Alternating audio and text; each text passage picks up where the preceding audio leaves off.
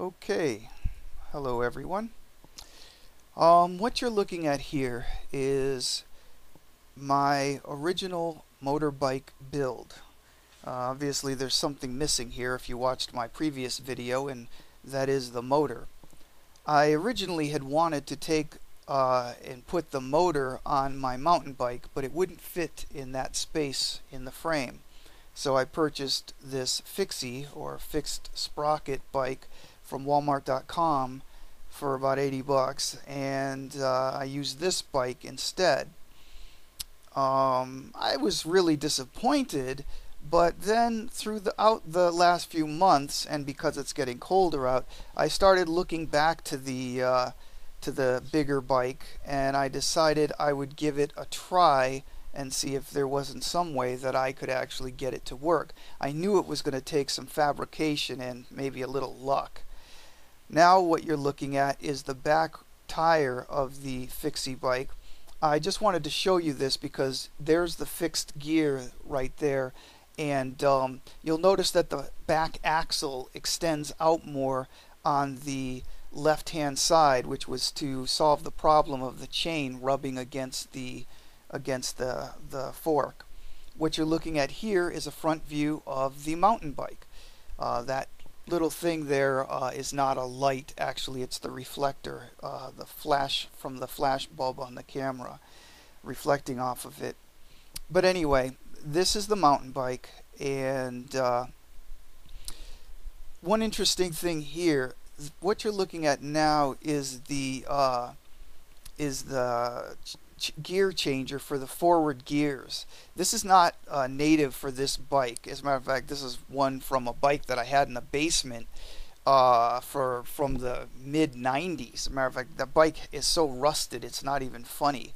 But while I was doing this build, at some point the front gears assembly levers just stopped working. So I figured, hey, simplicity is best. So I pulled that one off the bike from the basement and brought it up here to use here, and it works perfectly. What you're looking at right now is the throttle assembly, which is on the mountain bike, as well as the front brake. Now, this front brake is actually there just for show. I could have just taken it off and it would have, it would have worked the same as it works now. And the reason for this is because this bike, when purchased, had only disc brakes. As a matter of fact, it currently only has a disc brake, the front brake. So currently this bike only has one brake, and it's the front brake. And I know, people are going to go, oh my God, that's dangerous. Well, the fact of the matter is it would take too much modifications to add a back brake, a classic back brake. There's the front disc brake right there. And this is what the original front brake, I'm sorry, gear change assembly looked like. There's another view.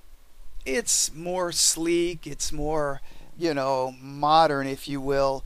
It's funny because when the other one, when the forward one came apart, or wasn't working, I took it apart and I was looking inside of it and I was like, my God, this is like a watch, for crying out loud. Who the hell designed this? Rocket scientists? The other one is so simplistic. Anyway, moving on. What you're looking at now is the forward motor mount assembly. I actually had to go out and purchase two much longer bolts along with corresponding nuts, as well as 10 washers. There's 5 and 5 on either side of that, in order to make up for the length that I needed for the bolts and the spacing to make this project work. Next, what you're seeing is another image just behind the bolts right here. You can see where I actually had to cut into the motor mount so that it would fit around the frame. Without that simple cut, it wouldn't work. And yes, it took me months to figure this out because, well, I'm not an engineer and I'm not mechanically inclined. So I'm sure that a lot of you are probably laughing at me right now. I only threw this picture in here only to show that that pedal actually rubs against that motor casing because I don't have the extenders on it. They're still on the fixed bike. What you're looking at now is the upper sprocket on the motor, and I had no problems at all on this build lining it up. I had some problems on the Fixie bike. Also, I had a problem down here with the Fixie bike where which is why I had to have an axle, a longer axle which extended out to the left hand side, was because it kept rubbing, the chain kept rubbing against the forks. As a matter of fact, it rubbed quite a big dip into the fork. This one had no problems like that. What you're looking at now is the filter. I had to take the black backing off of the filter, the cover, in order to again get this motor to fit. I also had to cut a slight U-shaped hole at the bottom of the filter casing in order to make it fit as well. So that's what I had to do there.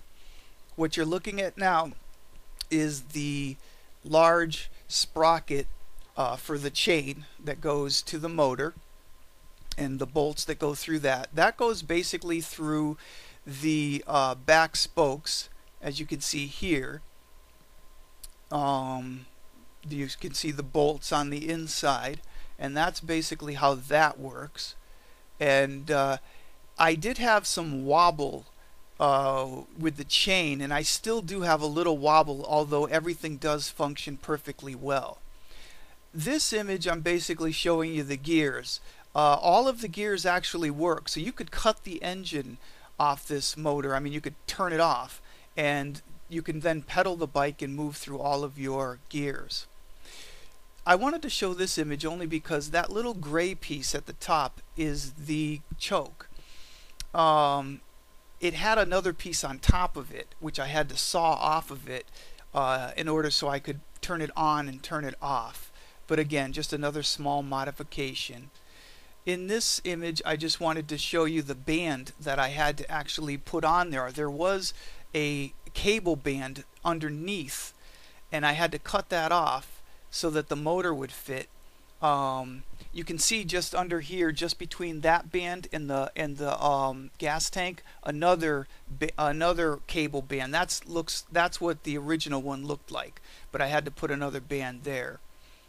Now, as far as the gas tank went, because this bike is so beefy, because the tubes on this, the frame is so thick, I wasn't sure if I was going to have a problem getting this tank on there. But as you can see, I got it on there without a problem. You can see underneath the bolts that come out, they are actually built onto the tank itself. So if this didn't work, I'd have had to come up with some other scheme to get it to work. But as you can see, they do clear, and I got it in there. This is just a far shot of the motor on the bike in the frame.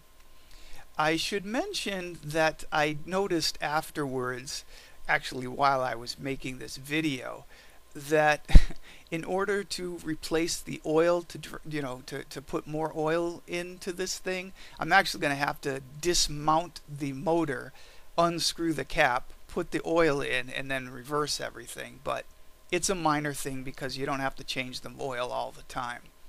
Here's a driver's side or rider's side perspective of the bike. And what you see, that little gray thing up there that you see on the upper right hand side, is actually my GPS. And there's my reflector, and just above that it's a little red flashing light that I purchased, which was part of a set. It has a rear flashing light and a forward high beam, low beam, and flashing light that I put on the front of the bike. Okay, so that's about it for now. I hope you enjoyed this video, and I hope it helped you out a little bit in, if nothing more than inspiring you and letting you know that this kind of build can be done. It can be done on even a bike that not necessarily was designed for it. Now understand one thing before I go. When I called these guys after I tried to get the motor originally on this bike and described the bike, they said nope, not possible, never going to happen, blah blah blah. Of course, they weren't talking about fabricating the motor mounts and all of that type of stuff. One other thing I want to say, in order to fabricate the motor mounts and all of that, I used a Sawzall because this is heavy duty steel that you're cutting into, and a Dremel isn't going to cut it ever, not on its best day, unless they invented some new Dremel since the last time I purchased one. So a Sawzall with a steel or a metal cutting blade, not a wood cutting blade, but a Sawzall with a metal cutting blade will definitely allow you to do it. Just make sure you make your cuts properly and take all your safety precautions. There is one other thing I wanted to mention that I just realized I didn't mention. On the motor mount, if you buy this kit, there are 4 bolts, two on each side, forward and aft, that connect the silver part. There's a silver part of the motor mount that you connect directly to the engine itself, to the motor itself. Then you take these two for the front and back parts of your frame.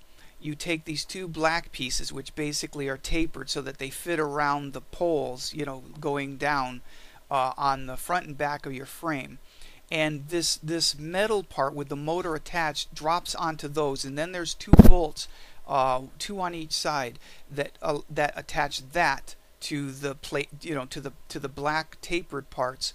I just wanted to point out something, that the slits that those 4 bolts go into, okay, if your frame is not allowing the motor to sink down far enough, and you can't, and the bolts are as far to the right or to the left of those slits that they fit in, you can take your Sawzall, again with the metal cutting blade, slide it in there. Again, first, make sure that obviously that the gray plate is not attached to the engine, obviously to the motor. You don't want that. Put it in a vice grip or something like that. Then you can actually take your Sawzall, slide it into those slits and cut down. Then take a pair of vice grips and then bend the metal back and forth. It'll snap it, and now you've just made your slits longer. Then reattach the gray plate to the motor. Then reattach that to the black tapered pieces. I just wanted to point that out. If you get the kit, you'll see what I'm talking about. I don't, I really can't describe it anymore now. But if you get the kit and you try to put it on, you're then going to hear the end of this and go, oh, that's what he was talking about. Couldn't make heads or tails of it when he was saying it because it didn't make any sense. But now I see what he's talking about, because that was one of the big problems that I had. I needed the motor to drop far enough down into the frame for the top to clear. I already told you that little gray piece that opens and closes the choke, I had to cut the top of that off, and that was no harm, no foul. It didn't matter. I didn't need a little tab on the top to make it easier. You can just flick it with your finger from the bottom. But that, just having that little bit of clearance for the motor to drop down really helped. Of course, you still have to make those cuts to that same plate on the front and the back as well, as I showed you. But yeah, anyway, you can cut those slits, and that'll give you a little shimmy room there. That's it.